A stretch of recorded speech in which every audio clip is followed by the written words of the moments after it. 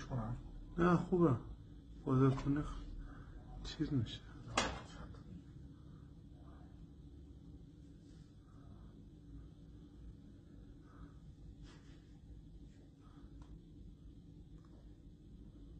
مانتو قرمز حالا این همون کلیپ رو باید بزنه راحت میشه پیداش کرد یا با اتفاق ببینیش.